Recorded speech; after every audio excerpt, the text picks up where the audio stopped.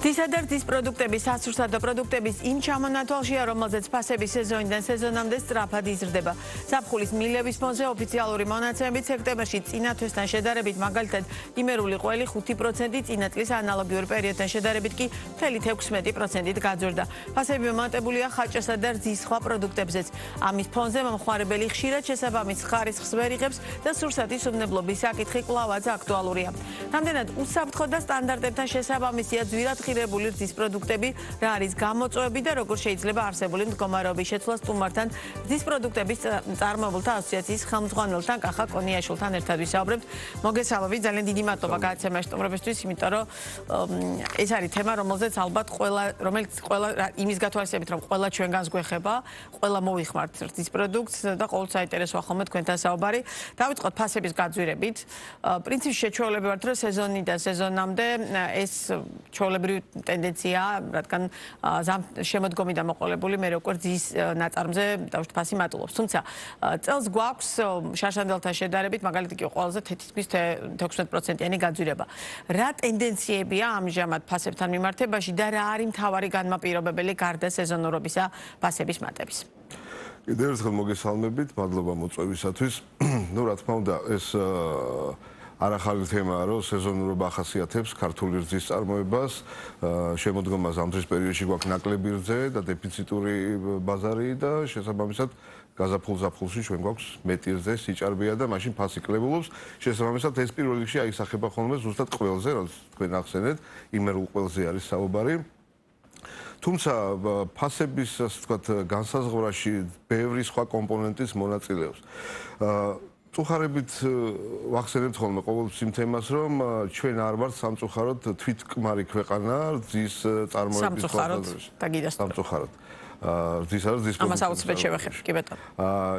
შესაბამისად გვიწევს მთელი რიგი, ასე ვთქვათ, ნედლეულის შესყიდვა და იმპორტი საქართველოში. ეს შეეხება როგორც რძის ხვნილს, ასევე ვთქვათ, ცხიმს, იგივე კარაქს, ასე შემდეგ და ასე შემდეგ, რომლებიც ასევე წლიდან წლამდე მსოფლიო ბაზარზე ძვირდება და სამწუხაროდ მათი კლება არ ხდება, იმიტომ რომ ვთქვათ, იზრდება იგივე ჩინეთში რძის პროდუქტებისა და კარაქის მოხმარება, შესაბამისად ეს ყველაფერი ზეგავლენას ახდენს მსოფლიო საბაზრო ფასებს.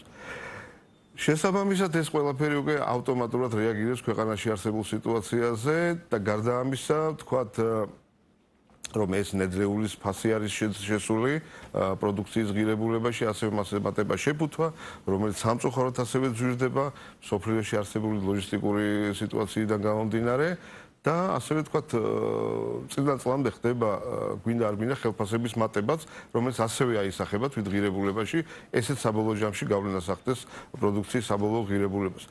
თუმცა თავი და თავი მაინც ყველაფრის განსაზღვრელი არის რძის ოდენობა ქვეყანაში. თუ ჩვენ ასე ვთქვათ, ნახტომს არ მოვახდენთ ამ თვალსაზრისით და უფრო მეტი რძე არ გვექნება, ხო, ჩვენ ფასების რეგულირებას და ფასების დაწევას ვთქვათ, ვერ შევძლებთ. გამომდინარე იქიდან, რომ მაგალითად ვთქვათ, საქართველოში იწარმოება დაახლოებით 600 მილიონი ლიტრი რძე. მოხმარება რამდენი? ყოველწლიურად. ხო და აი რაც შეეხება მოხმარებას, ჩვენ ვართ დეფიციტური, შესაბამისად, სადღაც 25-30% რძის ექვივალენტის რძის ფხვრილისა და რძის პროდუქტების იმპორტი გვიწევს ქვეყანაში. შესაბამისად, ანუ დაახლოებით მილიონამდე რძეს რო ვაწარმოებდეთ ჩვენ, ხო, ქვეყანაში, ჩვენ უკვე თვითკმარები ვიქნებოდით. გამომდინარე იქიდან, რომ თქვათ, საშუალო წველადობა ქვეყანაში კი იზრდება წლიდან წლამდე, ახლა წლევანდელი მონაცემები სადაც ტონა და 700-ია საშუალოდ ეს წველადობა. ჩვენ რო საშუალო ევროპულ დონეს დავეწიოთ, დაახლოებით 7 ტონა რო გახდეს, ხო, ჩვენ მაშინ ვიქნებოდით ფანტასტიკურ მდგომარეობაში, იმიტომ რომ 2.5-3 მილიარდი ლიტრი იზრდება. მაშინ რა არის მთავარი მიზეზი იმისა, რომ დავუშვათ ამ მიმართულებას აქამდე ვერ მივედით? ბოლო წლები მე არ მახსენდება ან თქვენთან ან რომელიმე თქვენს კოლეგასთან საუბარი, როდესაც არ გვეთქვას, რომ ჩვენ რეალურად გვაქვს დეფიციტი, არ ვართ თვითკმარი და შესაბამისად ამ მიმართულებით სამუშაო გვაქვს. სად არის პრობლემა? ბიზნესში თუ სახელმწიფოს მხრიდან არ არის საკმარისი მხარდაჭერა ამ ნაწილში? რა არის გასაკეთებელი? თითქოს ბოლო წლებში ჩანს ტენდენცია, რომ დაუშვათ სოფლის მეურნეობის მიმართულებით, მათ შორის ამ დარგშიც ადამიანებს გაუჩნდათ ინტერესი, გარკვეულწილად დაინახეს, რომ შეიძლება იყოს შემოსავლის წყარო და შემდგომ, მაგრამ საკმარისად ვერ განავითარეთ. პრობლემა რაშია? პრობლემა საკმაოდ კომპლექსურია და ეს არ არის მხოლოდ თქვათ სახელმწიფოს ან ბიზნესის ბრალი, ეს ზოგადად თავიდანვე არასწორი, მოდი ასე ვთქვათ, დაგეგმის და სტრატეგიული დაგეგმის ბრალი იყო. მაგალითად, ძალიან ბევრი დონორი დებდა ძალიან მნიშვნელოვან თანხას სოფლის მეურნეობის, კონკრეტულად აი ამ სექტორის განვითარებისათვის, მაგრამ ეს არ იყო სწორი მიმართულება ჩვენი გადმოსახედიდან, ჩვენ ვინც აი ამ სფეროში მუშაობთ, იმიტომ რომ ძალიან დიდი ფული დაიხარჯა ისეთი, ასე ვთქვათ, შიდა მეურნეობების, ასე ვთქვათ, ფეხზე წამოსაყენებლად, რომლებიც არა ბიზნეს ორიენტირებულები იყვნენ. ის ადამიანი, რომელიც ერთ და ორ ძროხას ფლობს, ის არასოდეს არ არის ბიზნეს ორიენტირებული, ის ვერასოდეს ვერც სულადობას და ვერც წველადობას ვერ გაზრდის. შესაბამისად, ეს ფული ჰაერში გადაყრილი აღმოჩნდა წლების განმავლობაში. ამიტომ თავის დროზე ამაზე ხშირად გისაუბრეთ, თუმცა თავის დროზე, როდესაც აი ეს პრობლემა დაინახეთ დონორებთან ურთიერთობაში, თუ გქონდათ ამაზე ნიშნება ან საუბარი და როგორი იყო მათი პასუხი, იმიტომ რომ რეალურად ფაქტია, რომ ამ ფინანსური რესურსის გაღების მიუხედავად სექტორი არ განვითარდა. მეზი ჩვენ ყოველთვის გქონდა მათთან კომუნიკაცია, ამაზე ყოველთვის ვამახვილებით ყურადღებას, მაგრამ პასუხი დაახლოებით ისეთი იყო, რომ ჩვენ მუშაობთ ქვეყანაში სიღარიბის აღმოფხვრაზე. ანუ მათი გადმოსახედიდან ისე იყო, რომ ჩვენ ასე ვთქვათ მოწყვლადი მოსახლეობის ასე ვთქვათ ხარდაჭერა უნდა გაგვეყო. მე მეჭვება რომ რეალურად პრობლემა ხო, საბოლოო ჯამში შედეგი ვერ მივიღეთ და ქვეყანაში ყავს საკმაოდ დიდი ოდენობის პირუტყვი, მეწველი, რომელიც არიძლევა იმ სათანადო რესურსს რძეს, რომ ჩვენ თვითკმარები ვიყოთ ქვეყანაში. არის ინტერესი ინვესტიციების გამომდინარე იქიდან, რომ ფასი საკმაოდ მაღალია რძის ქვეყანაში. და ნუ სადღაც 60 ცენტის ასე ვთქვათ. კი ბატონო, სულ ფარგლებში. ასე ვთქვათ, აღიარებული, ასე ვთქვათ, ვალუტის იმით რომ გამოვხატოთ, ხო? მაგრამ მიუხედავად ამისა, ძალიან ბევრი ინვესტიცია არ ხორციელდება. ამას რამოდენიმე მიზეზი აქვს. ნუ, წეგან თქვენ აქ საუბრობდით, თქვათ, მოწვეულ სტუმართან ერთად, რომ კადრების დეფიციტია. ბევრს არ უნდა ფერმებში წასვლა და აღარ უნდა თქვათ იმ ასე ვთქვათ საქონლის სუნში და არასასიამოვნო სიტუაციაში მუშაობა, ბევრს თანამედროვე ტექნოლოგიები ურჩევს. ეს საყოველთაოდ ასე ვთქვათ არსებული გამოწვევა არის, მსოფლიოში ესე ხდება. ეს ერთი მიმართულება. მეორე ის რომ ბაზარი ბოლომდე არ არის გაკონტროლებული, ძალიან ბევრი არალეგალური წარმოება რაც ხელს უშლის ბაზრის განვითარებას, იმიტომ რომ არაკეთილსინდისიერი კონკურენციის პირობებში ძალიან ძნელია შენი პროდუქტი, რომელიც უფრო ძვირი გიждდება, რომელიც უფრო მაღალხარისხიანია, გაყიდო. ეს ცალსახაა და ამას ვერ გავექცევით. ამიტომ სახელმწიფოს ერთ-ერთი მთავარი ფუნქციაა, რომ გარდა იმისა, რომ სტრატეგიული მიმართულებები კარგად ჩამოყალიბდეს და ეს აუცილებლად ბიზნესთან და ქონდა დაუშვათ სახელმწიფოსთან, იგივე სოფლის მეურნეობის სამინისტროსთან ამ თემაზე საუბარი, რომ სწორი სტრატეგია იყოს ამ დარგთან მიმართებაში, იმიტომ რომ ეს ერთ-ერთი ყველაზე კარგად შემოსავლიანი დარგი შეიძლება გახდეს, თუ სწორად განვავითარებთ. კი, ჩვენ როგორც ფერმერისთვის, ასევე დაუშვათ კომპანიებისთვის. მუდმივ კომუნიკაციაში ვიყავით სამინისტროსთან, რაღაც პერიოდებში უფრო, ასე ვთქვათ, ნაყოფიერი გამოდიოდა ეს ურთიერთობა, რაღაც პერიოდებში იყო ჩავარდნები. ეხა ახალი მინისტრია, შედარებით ახალი მინისტრია სოფლის მეურნეობის, მოადგილებიც ახლები მოვიდნენ და მე ძალიან დიდი იმედი მაქვს, რომ ეს მიმართულება ერთ-ერთი მნიშვნელოვანი და სტრატეგიული გახდება, იმიტომ რომ ქვეყნისთვისაც სასურსათო უსაფრთხოებისთვისაც ძალიან მნიშვნელოვან პროდუქციას საუბრობთ ჩვენ როგორც არის რძე და შესაბამისად ხორციც მასთან ერთად. კი ბატონო. რაც შეეხება თვითონ კონტროლის მექანიზმს, თითქოს თქვენ მათ შორის იგივე თქვენ ასოციაციას სურსათმცემლობის სამსახურს არის ჭიდრო თანამშრომლობა გაქვთ, ხო? აი, როდესაც კონტროლის მექანიზმზეა საუბარი, სად აკლებს სახელმწიფო სტრუქტურა კონტროლის მექანიზმის ნაწილში, რომ და უთითებთ თუ არა, რომ ამ მიმართულებაზე არ იყოს პრობლემა, იმიტომ რომ ის არაკეთილსინდისიერი მეწარმეები, რაც თქვენ ახსენეთ, რეალურად ფაქტია, რომ სახეზე გვაქვს, ხო, და პრობლემას ქმნია მთლიანობაში, მათ შორის ხარისხთან მიმართებაშიც. შემდგომ გასაოცრად ბოლო პერიოდში საკმაოდ გააქტიურდა სურსათმცემლობის სააგენტო. რატომ გასაოცრად? იმიტომ რომ ძალიან ბევრი ინფორმაცია მოდის, რომ არალეგალური მეწარმეების, ასე ვთქვათ, შემოწმება და მათი, ასე ვთქვათ, ანუ შეჩერება, მათ საქმიანობის და ასე შემდეგ. ჩვენი მიზანი არ არის, რომ ვინმე საქმიანობა შევაჩეროთ. ხვდებით? ჩვენი მიზანია, რომ ეს ხალხი, რომლებიც ასე თუ ისე პროდუქტს აწარმოებენ და არალეგალურ პირობებში და არა კეთილ საიმედო, ასე ვთქვათ, ჯანმრთელობასთან შესაბამის პირობებში აწარმოებენ. ხო, ჩვენი მიზანია, რომ ეს ხალხი ლეგალურ ჩარჩოებში მოვაქციოთ, რომ მათზე გავრცელდეს ეს კონტროლის მექანიზმები, რომ მოხმარებელიც იყოს დაცული ერთი მხრივ, რაც მიირთმევდა სადრას ყიდულს და მეორე მხრივ კონკურენციაც კეთილსინდისიერი გახდეს. ამიტომ სახელმწიფო სამსახურებმა ეს მუშაობა რაღაცა დრო გამოშვებით და რაღაცა ჩარჩოებში კი არ უნდა ატარონ. უფრო ხშირად და უფრო პერმანენტული სახე უნდა კონდეს. სამწუხაროდ ჩვენ ყოველთვის ვაყენებდით იმ წინადადებას სამინისტროსთან, რომ სურსათის ეროვნულ სააგენტოს უფრო მეტი რესურსი მიეცეს, იმიტომ რომ ძალიან ძნელია იმ შეზღუდული რესურსით, ფინანსური იქნება ეს თუ ადამიანური რესურსი, რომ მასაში მოიცვა ის ოდენობა წარმოების იქნება თუ ვთქვათ არალეგალური საწარმოების, რომელთა კონტროლიც აუცილებელია, მათი მუდმივი კონტროლი აუცილებელია, იმიტომ რომ სურსათი არ არის ესეთი პროდუქტი, რომელსაც ერთხელ შეამოწმეთ და მერე შეგიძლია 5-10 წელი ყურადღება არ მიაქციო. ამას პერმანენტული მუშაობა ჭირდება, პერმანენტული შრომა ჭირდება და კადრები ჭირდება, რა თქმა უნდა, რომელსაც სათანადო ხელფას გადაუხდიან და ვიღაცა არ იქნება, თქვათ, ისეთი, რომელიც რაღაც შეიძლება გარიგებაში შევიდეს, ან რაღაც კორუფციულ გარიგებას კონდეს ვინმესთან. კი ბატონო, რაც შეეხება კომპანიების ნაწილს, მათ შორის ქართველი მწარმოებლების თემას, რომელიც გაზაფხულის პერიოდში ძალიან ისეთი ხმაურიანი და სკანდალური ფაქტებით იყო აღნიშნული და შესაბამისად ამან გარკვეულწილად მთლიანად ბაზრთან მიმართებაში გააჩინა კითხვები, რაღაც დახზე არსებულ კონკრეტულ პროდუქტთან მიმართებაში იყო ეჭვები, რომ ხომ რამდენად ხარისხიანია, არ არის ხარისხიანი. იქ მე მის გარჩევას აღარავინ აღარ იწყებს, რომ ის კონკრეტულად რაც იყო აღმოჩენილი პირობითად შემოტანილ პროდუქტზე იყო ლაპარაკი, თუ ადგილობრივ წარმოებაზე. რეალურად, როდესაც იყო კონკრეტულად ერთი კომპანიის სახელი დასახელებული, მე მთლიანობაში ეს გავრცელდა უკვე ბაზართან მიმართებაში და მუდმივად ეს კითხვები რამდენიმე თვის განმავლობაში ძალიან აქტუალური იყო. მოიხსნა ეს აი ეს გამოწვევა ბაზარმა გადალახა რეალურად კომპანიებმა მოახერხეს სექტორმა ამ პრობლემასთან გამკლავება და თუ ვერ მოახერხეს დღეს რა მდგომარეობა გვაქვს ამ ნაწილში. დავიწყოთ იქიდან, რომ თავიდანვე ჩემი აზრით ცოტა არასწორი კომუნიკაცია მოხდა მოსახლეობასთან, რამაც ისეთი სიტუაცია შექმნა, რომ უშუალოდ ქართველი მწარმოებლები დაზიანდნენ ამითი ყველაფრით და იმპორტირებულ საქონელს უფრო მეტი გასაღების საშუალება მიეცა. მე შორს ვარ იმ აზრისგან, რომ ვიღაც შევზღუდოთ და ასე შემდეგ, მაგრამ სამწუხაროდ ქართულ წარმოებას დაარწყა ამ ყველაზე მეტად. ფიქრობთ, რომ შეგნებულად იყო გაკეთებული, როდესაც პირველად ეს ინფორმაცია გავრცელდა? არა, ამისგან მე შორს ვარ ამასგან, საერთოდ არ არის ამასთან კავშირში.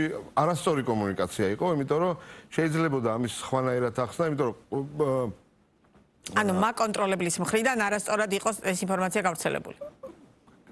ინფორმაცია სწორი იყო და შეესაბამებოდა იმ რეალობას, რაც არის, უბრალოდ სხვანაირად შეიძლებოდა ამის გამოცემა, რომ მოსახლეობა არ შეშინებულიყო, იმიტომ რომ კონტროლი მუდმივად მიმდინარეობს ისედაც და ის რომ ეს პროდუქტი არ იყო საქართველოში დამზადებული, ამაზე უნდა გაკეთებულიყო აქცენტი, იმიტომ რომ მართლა რეალურად არ იყო ქვეყანაში ეს პროდუქტი წარმოებული და თქვათ იმ მეთოდიკით შემოწმდა ერთი წლის წინ რომ შეემოწმებინათ იგივე პროდუქტი აბსოლუტურად ჯდებოდა ჩარჩოებში, იმიტომ რომ კანონმდებლობით ის დაშვებული იყო და ეხლა ბევრი იმიტომ რომ სტანდარტები არის გამკაცრებული ამ ნაწილში. გამკაცრდა კი ბატონო და უცებ აღმოჩნდა რომ ეს პროდუქტი აი ძველი სტანდარტით იყო შემოტანილი და არა ახალი სტანდარტით. შესაბამისად საშიში იმდენად არაფერი არ იყო, უბრალოდ არ იყო იმ სტანდარტებში არ ჯდებოდა. ამან როგორ იმოქმედა ბაზრის მოთამაშე, თქვენ ახლა თქვით რომ დაზარალდა. ძალიან ცუდად იმოქმედა, იმიტომ რომ კომპანიას, მით უმეტეს იმ კომპანიას, რომელსაც ეს საუბარი იყო, მოუხდა სოფლის ნობათის პროდუქცია საუბარი, ყველა ცნობილია, ამიტომ მას მოუხდა პროდუქციის განადგურება, არა მარტო ამ პროდუქციის სხვა, რომელიც უკვე აღარ ეყიდებოდა ფაქტიურად, გაუნოლდა მას გაყიდვები იმ პერიოდში, მაგრამ როგორც კი გადამამუშავებელს არ წავს ეს ხო, ეგრევე არ წავს ეს ყველაფერი მომწოდებელსაც, ანუ რძის მწარმოებელ ფერმერსაც, იმიტომ რომ მათ ჰქონდათ კონტრაქტები ფერმერებთან, რომელთაგანაც რძეს იღებდნენ, შესაბამისად მათ რძე ვერ მიიღეს, იმიტომ რომ უბრალოდ ფიზიკურად ვერც გაყიდნენ და ვერც იყო თუ არა თავად კომპანიის დაუდევრობა, არასათანადო პასუხისგებლობა, ან კომპანიის ბრალეულობა ამ ნაწილში, ამას იმიტომ ვკითხულობ, რომ ეს არის ჯანმრთელობისთვის სასიცოცხლო მნიშვნელოვანი პროდუქტი და რომელსაც მოვიხმართ ყველა ჩვენგანი და განსაკუთრებით ბავშვები, რადგან მაშინ ძალიან ბევრი სოციალურ წესწორად ბავშვების თემაზე აპელირებ და სწორედ ამიტომ ამახვილებ ყურადღებას. ანუ ასეთ პროდუქტს როდესაც ვაწარმოებთ, შემოგვაქვს აქ ვაწარმოებთ, ხო? მეტი პასუხისმგებლობა ხო არ არის საჭირო ამ მიმართულებით? იცით რა არის? ყველაფერი მოაქვს გამოცდილებას. ამას მე დაუდევრობას ვერანაირად ვერ დავარქმევდი, იმიტომ რომ თქვენ ყოველდღიურად ერთ და იგივე სტანდარტით და ამზადებთ პროდუქტს და ყოველდღიურად ლაბორატორია, შიდა ლაბორატორია იქნება თუ ეს თუ თქვა გარეთ სადმე გაიტანთ, ყოველდღიურად მოწმდება როგორც ნედლეული, ასევე დამზადებული პროდუქტი. შემდეგ ამას უკვე სურსათის ეროვნული სააგენტო აპოწს. როდესაც თქვენ იმპორტზე შემოგაქვთ პროდუქტი და ჩვენ ზუსტად აი ამ ფაქტმა მოგვცა იმის უფლება და თქმის უფლება, რომ სურსათის ეროვნული სააგენტოსთვის მოგვეთხოვა, რომ ყველა ასე თქვა პარტია შემოწმებულიყო ამის შემდეგ, რომელიც იმპორტზე შემოვიდათ. იმიტომ რომ თქვენ და მე როდესაც ხელშეკრულება გვაქვს გაფორმებული და მე თქვენ რაღაცა სტანდარტით მაწვით პროდუქტს, ხა მე ყოველ შემოტანილ პროდუქტზე თქვა როგორც მე მეწარმე ხო ვერ გავაკეთებ ფიზიკურად იმის თქვა ანალიზს რეალურად შეესაბამება თუ არა. ერთხელ რომ შევამოწმე დარწმუნებული რესტორია და ყველა საბუთი მე რომ მაქვს, რომელიც შესაბამისმა ორგანოებმა გასცეს, მე თავისუფლად და მშვიდად შევამაგ და ყიდი მე ამ პროდუქტს. ამიტომ ეს უფრო ალბათ გამოუცდელობის ბრალი იყო, შეიძლება ისე ითქვას, იმიტომ რომ კი უნდა ენდო, მაგრამ რაღაცები უნდა გადააიღო. კომპანიაზეა საუბარი და გამოუცდელობა რამდენად სწორი ფორმულირება? არა, მათ ეგეთი სიტუაცია არ ქონიათ საერთოდ, იმიტომ რომ ვერც წარმოიდგენდი რომ ეგეთი რაღაც შეიძლებოდა მომხდარიყო, იმიტომ რომ აქ ძნელია რამე შევძელით აი ამ პრობლემის გადალახვა, ანუ კომპანიებმა დაიწყო ისევ კომპანიების მიმართულებით რა გაყიდვების მაჩვენებელზე საისახა? კი, არა, ეს ნელ-ნელა ყველაფერი ძველ კალაპოტს უბრუნდება, თუმცა რა თქმა უნდა, ამან ძალიან დიდი ზეგავლენა იქონია და ძალიან დაარტყა კომპანიებს იმ კონკრეტულ მომენტში და ნუ როგორც ვთქვი უკვე ფერმერებსაც რომელიც საწარმოებს. სწორედ ამის გათვალისწინებით გვითხოვებ ჩვენი საუბრის ბოლოს რეალურად ეს სექტორი თითქოს ისეთი სექტორია სადაც ინვესტორი ბიზნესი მაინც ორჭეფობს ხო ჩადოს თუ არა ფული. იმიტომ რომ ბოლომდე დარწმუნებული რაღაც საკითხები შეიძლება არ იყოს. აი ამ სიტუაციებმა როგორ იმოქმედა ამ მიმართულების როგორც ბიზნესის და საინვესტიციო მიმართულებას? ჩემი აზრით არანაირი გავლენა ამას საინვესტიციო ასე ვთქვათ კლიმატზე არ მოუხდენია საქართველოში. ჩვენ წეგან ვახსენეთ რომ ერთი მიზეზი რის გამოც შეიძლება ინვესტორმა თავი შეიკავოს ეს არის არასათანადო და არაკეთილსინდისელი კონკურენცია ბაზარზე.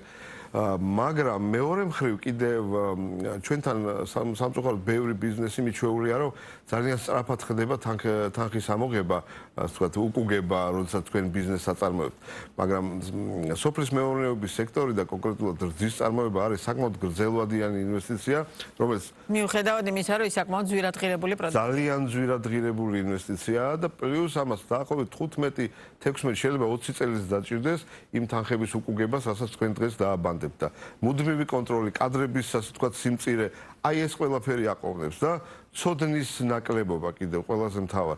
კადრების სიმწირე ცოდნასთანაც არის დაკავშირებული ერთგვარად, იმიტომ რომ ის კადრი, რომელიც რეალურად არსებობს, თანამედროვე მოთხოვნებს ვერ აკმაყოფილებს და მათი გადამზადება და მომზადება არის საჭირო. ტექნოლოგიური მიმართულებითაც თუ შეიცვალა ვითარება და დღეს სხვა ტექნოლოგიები გამოიყენება მსოფლიოში ამ ნაწილში, ხო? ჩვენთან როგორი სურათია ამ კუთხით? გადამუშავების სექტორი მიმართულებით ჩვენი ასე ვთქვათ საწარმოები, რომელიც დღეს აწარმოებენ რძის პროდუქტებს, ხო, საკმაოდ თანამედროვე აღჭურვილობით არიან წარმოდგენილი. თან გადამუშავების სექტორი ყოველთვის ესეთია, რომ მას მუდმივად ჭირდება გადაიარაღება, იმიტომ რომ რაღაცა მორალურად ცვდება, ძველდება, ამიტომ სულ ახალი და ახალი ასე ვთქვათ დანადგარის დამატება, რაღაც მოშორება გჭირდება. ამიტომ ამ თვალსაზრისით ჩვენთან პრობლემები არ არის, მე მეცაც გეტყვით. სურსათის უზრუნველყოფის ის და კონტროლის ის მექანიზმები, რომელიც საქართველოში არსებობს, ხო?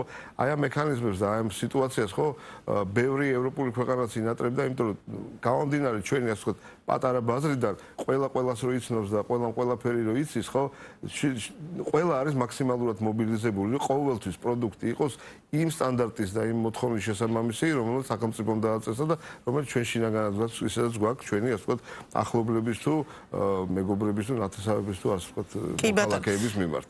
ძალიან დიდი მადლობა საინტერესო საუბრისთვის. წარმატებებს გისურვებთ და გისურვებთ, რომ ნაჩვენებად ნაკლებად იყოს ასეთი სკანდალური და ხვაურიანები და მხოლოდ სხვა ტიპის ინფორმაცია ვრცელდებოდეს თქვენი სექტორიდან, იმიტომ რომ ეს ძალიან მნიშვნელოვანია ამ სექტორის სწორად განვითარებისთვის.